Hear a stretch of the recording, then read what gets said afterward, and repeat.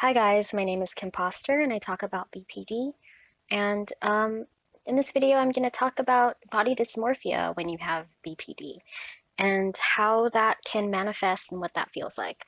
For me, this feels like when I'm depressed, I start to feel like I look ugly and I feel ugly on the inside, and that kind of like bleeds into how I see myself. So when I look in the mirror, I can't even stand the sight of me sometimes.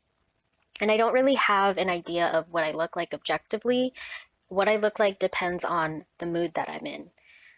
And as you can imagine, when you have BPD, your moods are often oscillating from good, bad, really bad to neutral for about 5 minutes, and then you go back to going up and down the roller coaster. So I just want to touch on this topic because I'm dealing with it today. And I get extremely self conscious when people make fun of, well, not make fun of me, but when people comment on my looks, whether it's a compliment or whether it's critiquing something about me, and I get this a lot because in my family, making fun of people's looks is kind of normalized, as fucked up as that is. And I was just used to the adults telling me that I needed to look a certain way, that I needed to remove hair on my legs, and I needed to do this and that in order to be acceptable. And I think that really messed with me because now, on top of BPD, I have some signs of body dysmorphia. And I'm going to put on the screen what body dysmorphia is.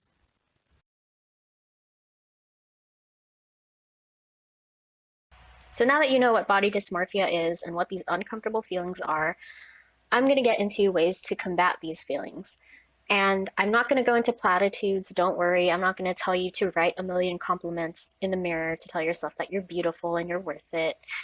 Because while that may be true, you just might not be at that level yet, and it's pointless to try to force yourself to think these things about yourself. My version of combating the self hatred and feeling ugly is by just starting off with feeling appreciative for your body, appreciative of what it does for you. I can appreciate my face for I can appreciate my head for giving me the ability to talk and make these videos and giving me the ability to breathe. I am grateful for that, and I'm okay with that. And that level of realism is what snaps me out of hating myself and feeling like I'm disgusting and ugly and all of this negative stuff that comes up in my head. So it's a step up from thinking that you're ugly, is to really appreciate your body, appreciate your stomach for holding in the food that you're intaking to survive. That's really my step. I haven't gotten to falling in love with the way that I look yet or feeling beautiful. Sometimes I feel beautiful, but that's only if I'm in a good mood. Like I said, my mood dictates the way that I see myself. And if you're like me, I think something like this might help you, where you can just learn to appreciate the functionality of your body. And if you look at it that way, there's no reason to hate your body for what it's doing. This is kind of hard to do when you're focused on comparing yourself to people. So I would say eliminate those triggers that make you want to compare the way that you look. Um, like stop looking at models on Instagram. Stop following them.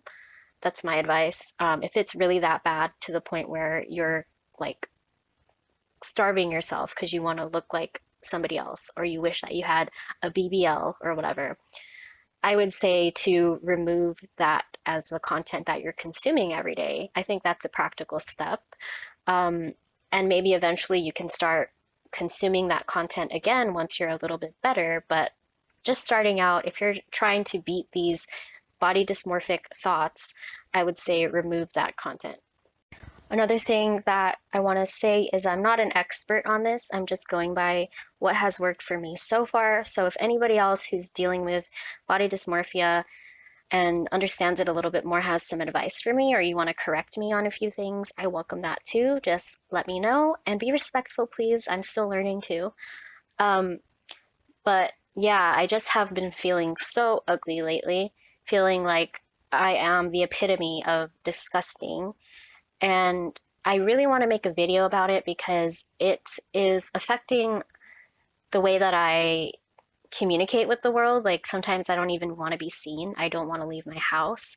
And I mean, I'm not grateful for like the deadliness of COVID, but I'm grateful for the circumstance of normalizing avoiding people because I really don't want to see people on most days.